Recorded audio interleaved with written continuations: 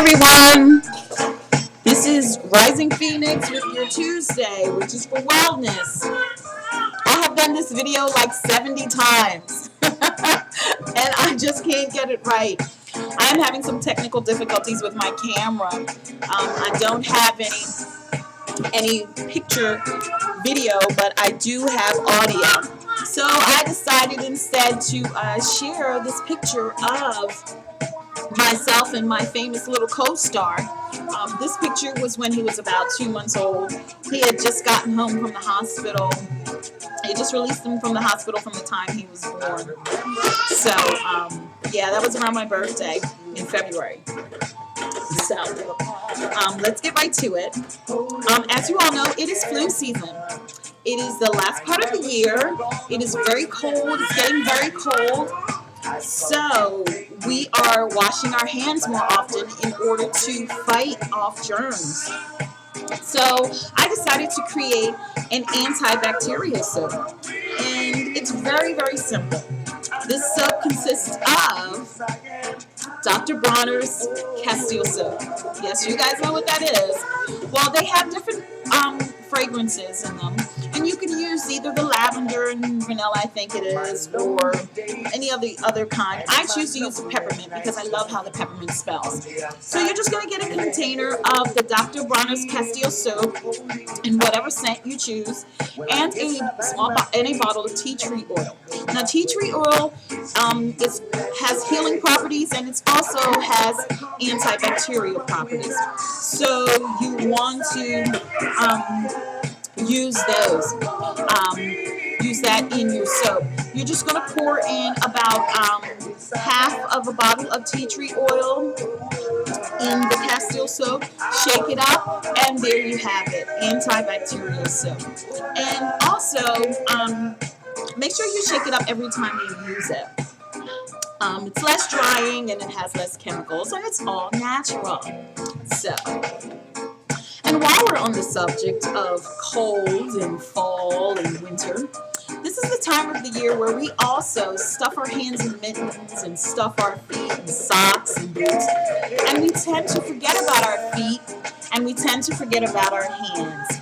So when we forget about them, we forget to moisturize them. And then, lo and behold, come spring, come summer, we're taking our feet out of our boots and our socks, and egads, the heels on the backs of our feet are all dried and cracked. How did that happen, you say? Well, we forgot to moisturize. We forgot to pamper our feet in the wintertime, even though it was cold.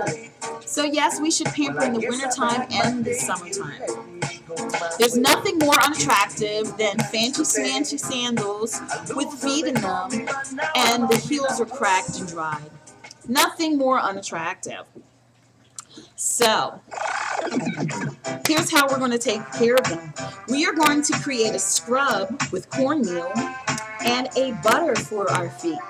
So, the recipe for the scrub is as follows. Cornmeal, which is very inexpensive. You can get that from your local supermarket. Almond oil, peppermint oil, and tea tree oil. Now, you're going to create a scrub with the cornmeal and almond oil. Make sure it's to whatever consistency you use. And if you're using this scrub for your feet, you want to get the extra coarse or the bigger cornmeal. If you're using the scrub for your hands, you get the finer cornmeal. So, just use the cornmeal, create the scrub with this cornmeal and the almond oil. Pour a couple of drops of peppermint oil and tea tree oil.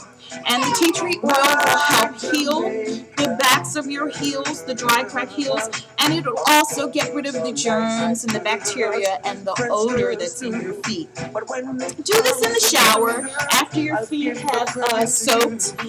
You want to scrub your feet with this and just rinse them off. It's also moisturizing with the almond oil. The next recipe is for the butter. The butter consists of shea butter, jojoba oil, tea tree oil, and peppermint oil. So just melt the shea butter, about a quarter cup of shea butter, with a tablespoon or two of jojoba oil, a couple drops of your tea tree oil and peppermint oil.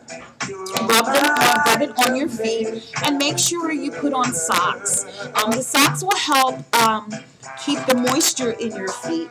And you can also put this on your hands, and if you have gloves, the cotton gloves, you can put some cotton gloves on your hands also, and it'll help keep your hands moisturized also. So it's good to do this at night while you're in bed.